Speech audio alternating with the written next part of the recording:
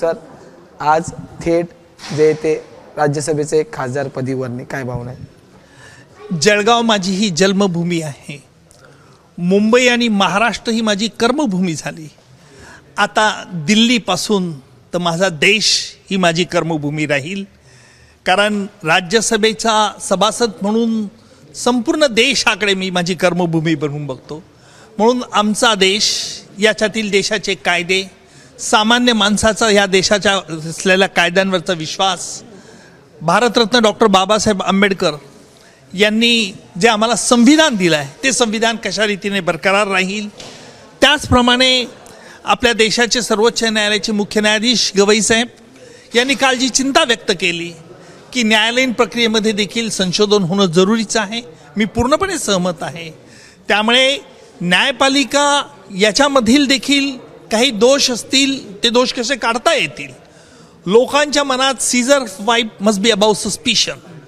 त्यामुळे न्यायाधीश आणि न्यायपालिका आणि सामान्य माणसाला न्याय लवकर कसा मिळेल या संदर्भात देखील मी अंतर्मुख होऊन विचार करेल. आणि त्या दृष्टिकोनातून राज्यसभेत मला कायद्यामध्ये काय आणता येईल बदल, जेणेकरून सामान्य माणसाला, मग ती न्यायाधीशांच्या नियुक्तीची असो किंवा इतर कुठली असो, या दृष्टिकोनातून सखोल अभ्यास करायची ताकद मला आपल्या सगळ्यांच्या जनतेच्या सदिच्छेमुळे शुभाशीर्वाद मिळेल यात मला शंका नाही. सर, राष्ट्रपतींकडून घोषणा झालेली आहे तुमच्या पदाची आणि त्याच्यानंतर मग अनेक फोन यायला सुरुवात झालेली आहे. आम्ही सुद्धा म्हणतोय, सतत फोन तुमचे वाजत आहेत. कोणाकोणाचे फोन आतापर्यंत आलेले आहेत, काय काय बोलणं झालेलं आहे? हे बघा, मला आज फोन सगळ्या पार्टीतल्या लोकांचे आलेत. एकाच पार्टीतलं माणसं आलं असं नाही आहे. परंतु प्रामुख्याने जर अग्रक्रम लावायचा असेल तर आमच्या राज्याचे मुख्यमंत्री देवेंद्रजी फडणवीस यांचा सर्वात प्रथम फोन आला. भाजपचे अध्यक्ष रवींद्रजी चव्हाण यांचा फोन आला. आशिषजी शेलार यांचा फोन आला. दिल्लीहून विनोदजी तावडे साहेबांचा फोन आला. आणि इतकंच नाही तर विरोधी पक्षांमधून परब साहेबांचा फोन आला. अनेक नेत्यांचे फोन येत होते. म्हणजे पार्टी प्रत्येकाला, म्हणजे मला असं आढळून आलं की माझ्या या नियुक्तीमुळे एखाद्या पक्षातील लोकांना आनंद नाही तर सगळ्या पक्षातील लोकांना आनंद झाला. सर, महाराष्ट्रातील माध्यमांच्या प्रतिनिधींचे अनेकांचे फोन आले. म्हणजे प्रत्येक जिल्ह्यात, कारण असे मी अनेक खटल्यांच्या निमित्ताने महाराष्ट्रातील प्रत्येक जिल्ह्याशी माझी कनेक्टिव्हिटी झाली होती. त्यामुळे त्या जिल्ह्यातील स्थानिक पत्रकारांचे देखील फोन आले, त्यातले संपादकांचे फोन आले. ज्या जिल्ह्यातून मी निवडणूक लढवली लोकसभेची त्या निवडणुकीत तर अनेक लोकांचे माझे फोन आले. आणि म्हणून प्रत्येकाचे, मला नावं आता सांगता येणार एवढे फोन. यात विशेष किस्सा जो आहे तो पंतप्रधानांच्या फोनचा किस्सा आहे, तो नेमका काय? असं आहे, मी हा किस्सा सांगायचं की नाही याचा विचार करत होतो. कारण काही राजकीय शक्ती यातून वेगळा अर्थ काढतील, परंतु मला सांगितलं पाहिजे.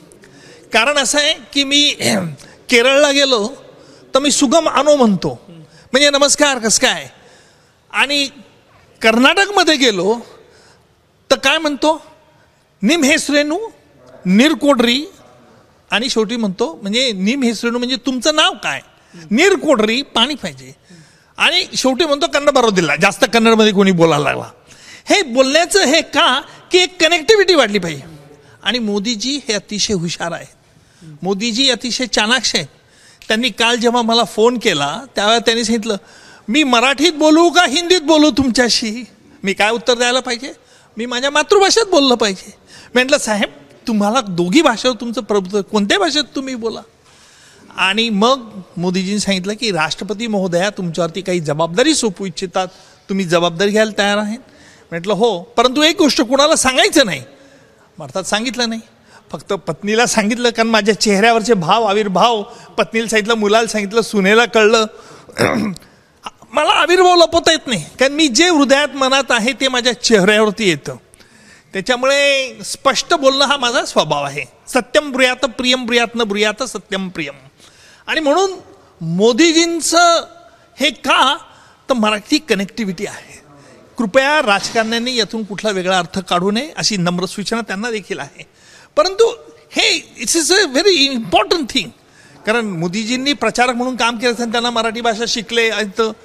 याच्यामुळे दोन लोकांमधील व्यक्तिमत्व म्हणून सर्व भाषा यायला पाहिजे आपल्याला, लक्षात घ्या. म्हणून मी हे तुम्हाला भाषेचं काय सांगितलं, मी कुठे बाहेर कार्यक्रमाला गेलो कायद्याशी मला लेक्चरला बोलवतात, तर हे सुरुवातीचे वाक्य एवढ्याच करता म्हणतो, त्या लोकांची माझी कनेक्टिव्हिटी जोडली गेली पाहिजे. कारण आमचा देशात लोकशाही प्रबळ याला कारण म्हणजे अनेक राज्य, अनेक भाषा गुण्यागोविंदाने एकत्र राहतात, आणि म्हणून हा महत्वबिंदू आहे असं माझं मत आहे. सर, आता मायलॉर्ड सोबतच सभापती सांसदजी महोदयजी असा आवाज सुद्धा वाढवायला लागणार आहे राज्यसभेत, त्याची तयारी सगळी झाली आहे? नाही, ती सवय करावी लागेल, त्याच्यामुळे सवय करावी लागेल. काय तिथले शिष्टाचार आहेत, मॅनर्स काय आहेत. आमच्या इथे कोर्टामध्ये आम्ही नाही पटला आवाजाचा चढ उतार असतो, कारण असं हे न्यायाधीश जरी असला तरी ती व्यक्तीच असते, त्यामुळे सतत 2-2 तास 2.5 तास ऐकण्यामध्ये काही वेळेला त्यांना त्रास होऊ शकतो. म्हणून आवाजात चढ उतार असणं म्हणजे त्यांचं लक्ष कुठे जात नाही, केंद्रित होत नाही. आता राज्यसभेत आम्हाला काय करावं लागतं मला माहिती नाही, बघूया तोही अनुभव घेऊन. तुमच्या पत्नी कुटुंब सगळं सोबत आहे. त्यांनी आता म्हणताना सांगितलं की सगळ्यात आधी त्यांनी तुम्हाला येऊन सांगितलं.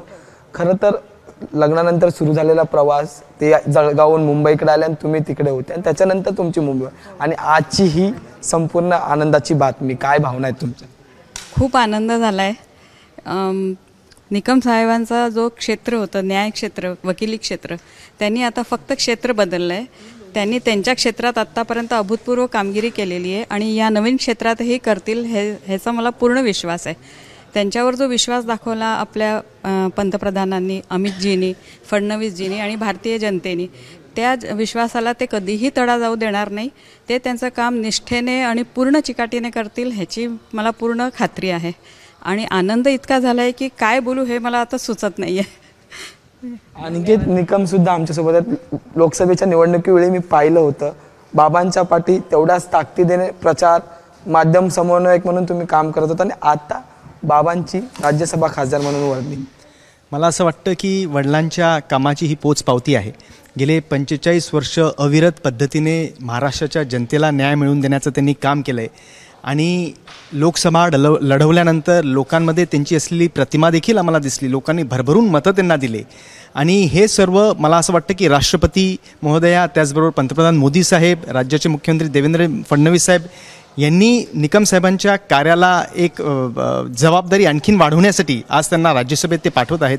मला असं वाटतं की येणाऱ्या काळात ज्या पद्धतीने त्यांची न्यायाची भूमिका अतिशय उज्ज्वल राहिलेली आहे त्यांच्या नावाप्रमाणे, त्याचबरोबर त्यांची राजकीय कारकीर्द देखील उज्ज्वलच राहील असं मला ठाम मत आहे. अगदी शेवटचा प्रश्न आहे, संतोष देशमुख प्रकरण तुमच्याकडे आहे. राज्यसभा खासदार जर तुम्ही झालात तर नियमात असं आहे का तुम्ही ते प्रकरण करू शकता, किंवा तुम्ही प्रॅक्टिस म्हणून करू शकता का या सगळ्या गोष्टी? नाही, याचा मी अभ्यास करेल. माझ्या कामामध्ये त्याचा काही कायदेशीर अडथळा बाद येऊ शकतो का याचा विचार करेल, आणि विशेषतः घटना तज्ज्ञांशी मी चर्चा करेल, आणि त्यावरती मी निर्णय घेईल. धन्यवाद, आणि पुढील संपूर्ण वाटचालीसाठी शुभेच्छा. हे संपूर्ण निकम कुटुंब यांच्या चेहऱ्यावर एक वेगळा आनंद आपल्याला जो आहे तो पाहायला मिळतोय. व्हिडिओ जर्नलिस्ट सतीश कांबळेसह मी अजय माने, एबीपी माझा, मुंबई. एबीपी माझा, उघडा डोळे बघा नीट.